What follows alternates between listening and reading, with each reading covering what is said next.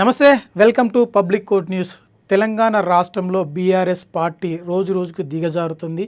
ఒకవైపు parliament assembly ఎన్నికల్లో పూర్తి స్థాయిలో సీట్లు గెలుచుకోలేక చితికిలబడిన ఆ పార్టీకి తాజాగా మరొక సమస్య ఎదురైంది.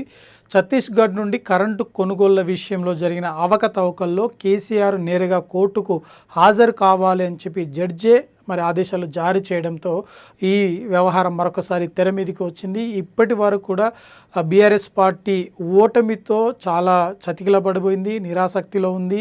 వాళ్ళు ఎలాంటి పరిస్థితులు అంటే ఒకవైపు దెబ్బ తగిలింది, ఆ దెబ్బ పైన మరొకసారి కారం చల్లిన చందంగా బీఆర్ఎస్ పరిస్థితి నెలకొంది. అయితే విద్యుత్ కొనుగోళ్ల విషయంలో ఛత్తీస్గఢ్ నుండి విద్యుత్ కొనుగోలు చేయడం జరిగింది.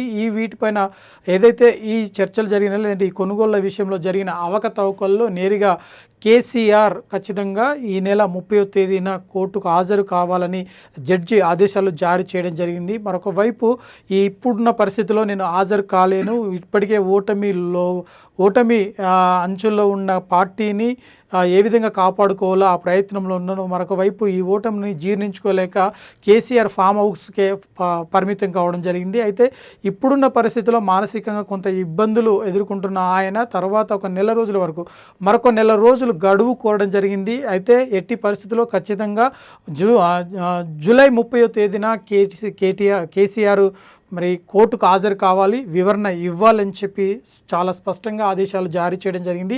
ఈ నేపథ్యంలోనే మరొక నెల రోజులు అంటే జూలై 30 వరకు కూడా గడువు కోరడం జరిగింది కేసీఆర్. అయితే ఈ నేపథ్యంలో కోర్టు ఇచ్చిన ఏదైతే ఆదేశాలను లోబడి కోర్టుకు హాజరవుతారా, లేదంటే మరొక నెల రోజులు గడువు తీసుకుని అడ్వకేట్ సాయంతో నెల రోజులు గడువు తీసుకున్న తర్వాత హాజరవుతారా అన్నది ఒక ప్రశ్నార్థకంగా మారింది.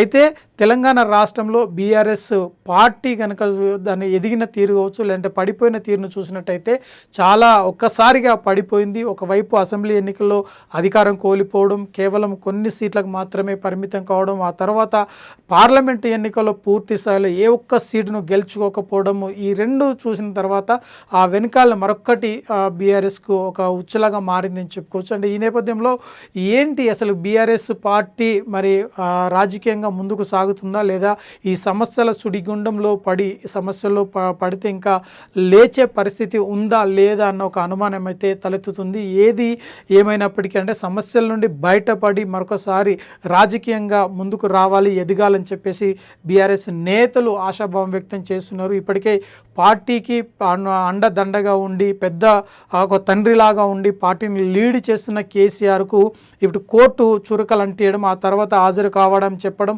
ఈ నేపథ్యంలోనే బీఆర్ఎస్లో మరొకసారి ఒక పెను దుమారానికి దారి తీసిందని చెప్పుకోవచ్చు. ఈ కోర్టు ఆదేశాలకు లోబడి కేసీఆర్ ఈ నెల 30వ తేదీన కోర్టుకు హాజరవుతారా, లేదంటే గడువు తీసుకొని ఇప్పటికే గడువు కోరిన కేసీఆర్ జూలై 30వ తేదీన హాజరవుతారా అన్నది మాత్రం ఆ పార్టీ కానీ లేదంటే కేసీఆర్ తీసుకునే నిర్ణయం పైన ఆధారపడింది. మరొక వైపు అడ్వకేట్స్ సహాయంతో ఎందుకంటే ఇప్పటికే కేసీఆర్ కానీ లేదంటే కేసీఆర్ కుమార్తె ఎమ్మెల్సీ కవిత కూడా ఢిల్లీ లిక్కర్ స్కామ్కి సంబంధించి ఢిల్లీలో కోర్టులో జైల్లో ఉంది. ఈ నేపథ్యంలోనే ఇప్పుడున్న పరిస్థితిలో కేసీఆర్ కూడా ఇలాంటి పరిస్థితులు ఎదురైతే పార్టీ భవిష్యత్తు ప్రశ్నార్థకంగా మారే అవకాశం ఉంది. మరొకవైపు మోరల్గా పార్టీని నడిపిస్తున్నాడు, ధైర్యంగా చెప్తూ పార్టీ నేతలకు ధైర్యం చెప్తూ ముందుకు సాగుతున్నాడు. ఇప్పుడు కోర్టు ఇచ్చిన ఆదేశాల ప్రకారం కేసీఆర్ భవిష్యత్తు, పార్టీ భవిష్యత్తు ఏ విధంగా ఉండబోతుందో చూడాల్సి ఉంది.